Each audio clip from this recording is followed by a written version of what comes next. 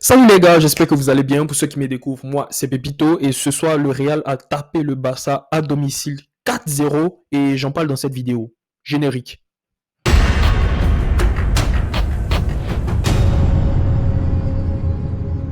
Ah oui, hein? Ah oui, oui, hein? Non mais les gars, ça fait combien d'années qu'on attend ce genre de victoire du Real? Ça fait combien de millénaires qu'on attend ça? What?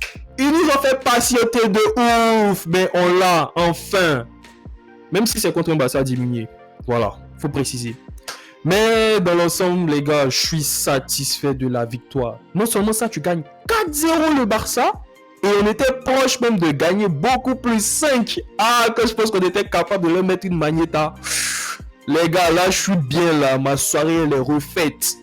What? On les gagne 4-0 à domicile et on les élimine de la Coupe du Roi. Franchement, à cette période-là, on ne pouvait pas faire mieux. On ne pouvait pas faire mieux. Parce qu'il faut dire que ces derniers matchs, les 3 classicos qu'on a eu à jouer, mais le Barça, il nous massacrait. Le Barça, il nous massacrait.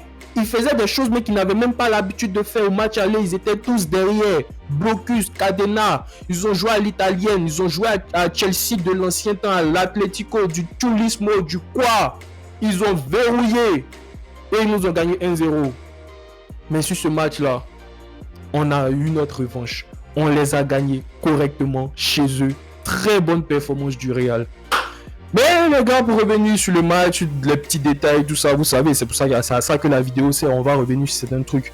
Pour une fois, monsieur Carlo Ancelotti, il nous a fait du bon travail, faut le dire. Voilà, j'ai l'habitude de taper sur lui.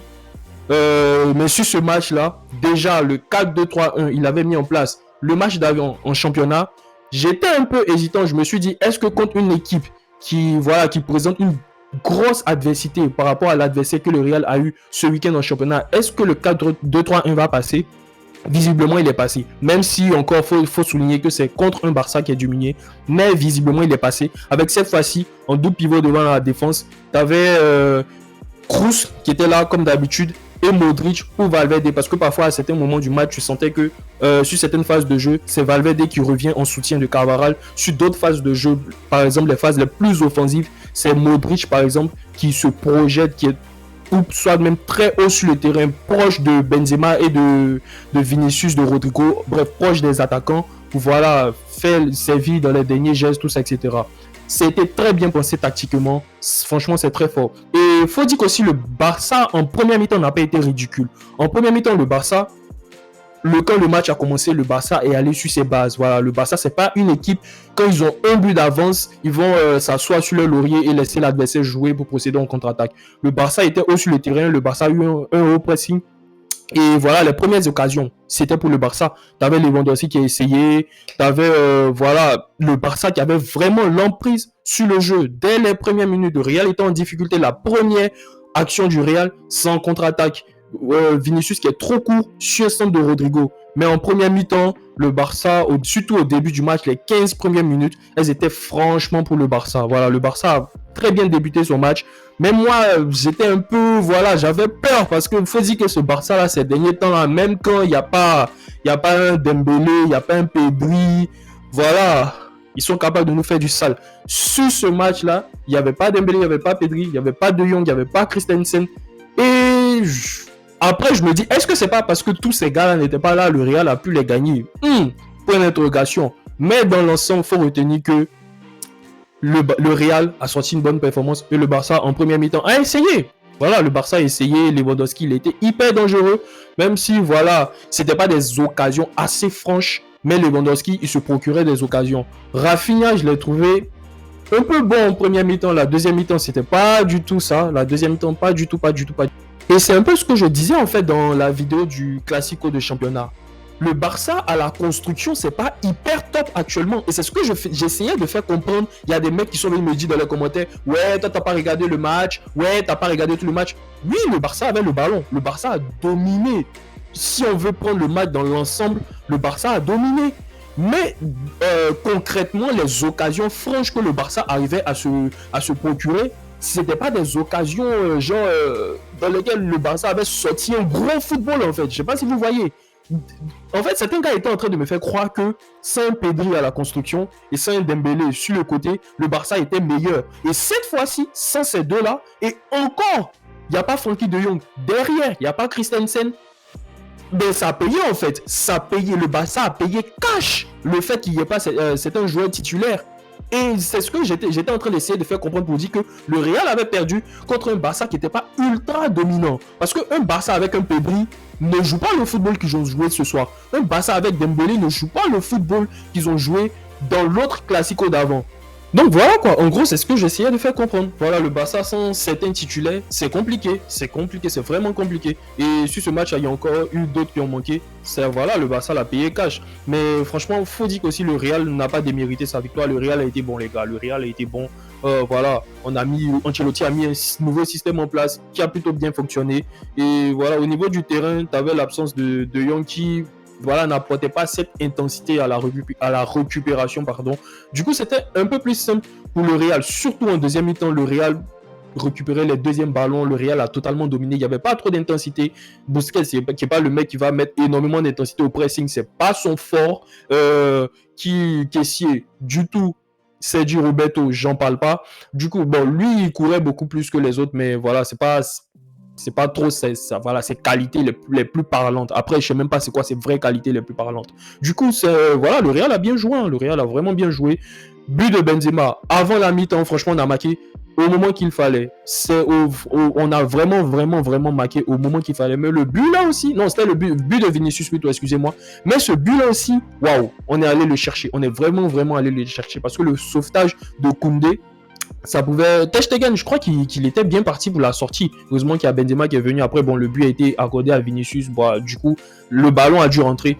Mais voilà, on a marqué au bon moment. On est revenu. Et voilà, le Barça, en début de mi-temps, t'as senti que, en début de retour, plutôt, le retour de la mi-temps, t'as senti qu'en fait, le Barça voulait encore faire le truc qu'ils nous ont fait au match aller. Les gens, ils voulaient rester derrière puis procéder en contre-attaque. Mais sur ce match-là, il n'y avait pas de Frankie de Jong. Il n'y avait pas Frankie de Jong qui met cette intensité derrière. Franchement, c'était pas très solide comme d'habitude. C'était pas la défense hyper solide du Barça qu'on a connu. Et après, le 9, il a déroulé. Alors, le péno sur Vinicius. Moi, je dis... Alors, ça, c'est très délicat. Voilà, c'est très délicat parce que c'est toujours des trucs qui font fâcher. Je sais que les supporters du Barça vont dire « Non, il n'y avait pas péno !» Les gars du Real vont dire « Oui, il y avait péno !» Bon, les gars, calmez-vous, tranquillo. Déjà, sur ça, il y a contact. Voilà, c'est clair qu'il y a contact. Mais moi, je pense que le contact n'est pas suffisant pour faire tomber Vinicius. Mais Vinicius, il a profité de ça. Voilà, du coup, vu qu'il y a un contact et que le joueur a profité, si l'arbitre siffle, ça se comprend. S'il n'avait pas sifflé, peut-être que ça allait être un scandale parce qu'il y avait contact. Voilà, parfois, tu as des actions où, genre, les attaquants, ils sont un peu malins. Voilà, c'est un peu ça. C'est un peu ce qui s'est passé avec Vinicius et...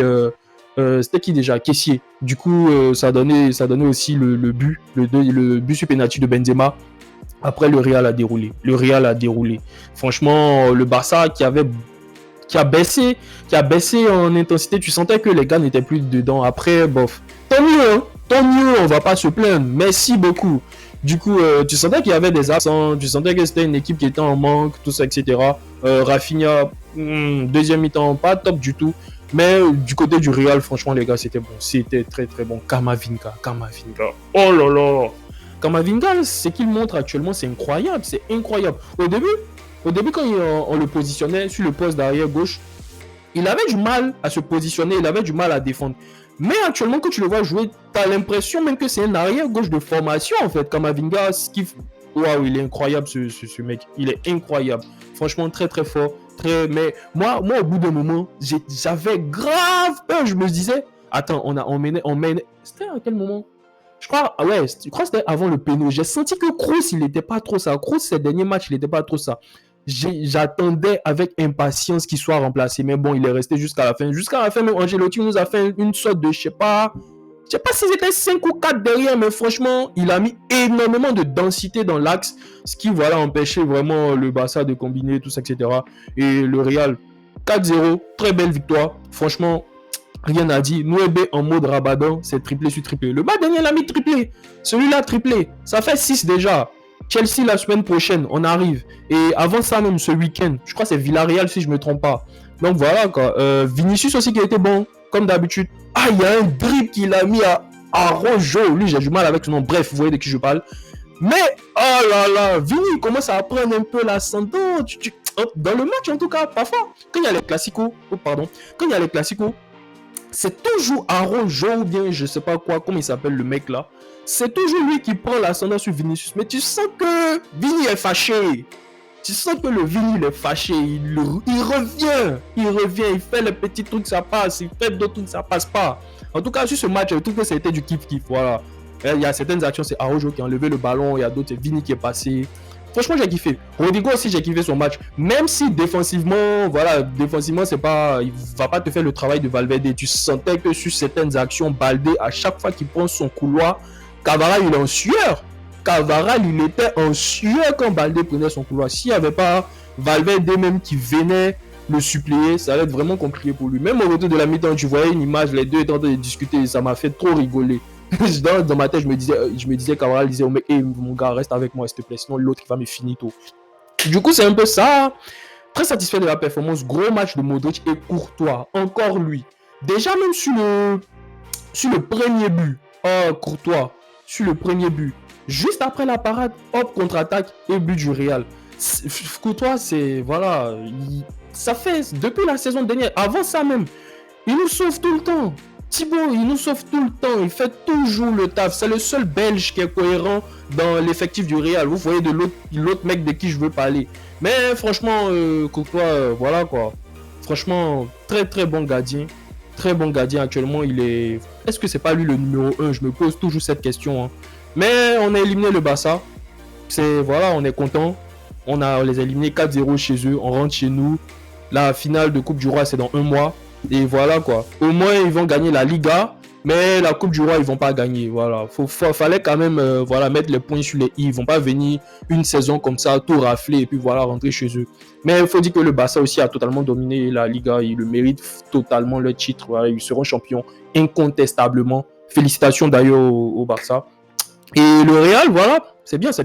Coupe du Roi, Ligue des Champions, on attend ce que ça va donner. Chelsea aussi qui revient bien. Chelsea, j'ai regardé le dernier match. N'Golo Kanté, dangereux ce mec. Je me souviens de ce qu'il nous avait fait. Mais voilà, dans l'ensemble, c'est bon. Rodrigo, Valverde. Franchement, ils ont tous été bons, les gars. La charnière centrale, Alaba, Militao, on l'a retrouvé. La charnière de la saison dernière. Des mecs qui ont énormément souffert, mais qui ont toujours tenu. Du coup, voilà, Cavaral, c'était compliqué, mais voilà, Valverde, il aidait. Dans l'ensemble, franchement, le Real a géré. Kroos, je l'ai trouvé un peu moins bon dans l'intensité. Voilà. Mais voilà, on a géré, c'était bien, j'ai kiffé le match. Franchement, les gars, le Real, merci. Merci. À la Madrid, les gars. Du coup, c'est un peu ça. Merci d'avoir regardé la vidéo jusqu'à la fin. Je compte sur vous pour cliquer sur le pouce en l'air. N'hésitez surtout pas à vous abonner et à partager. À très bientôt pour la prochaine pépite. Ciao.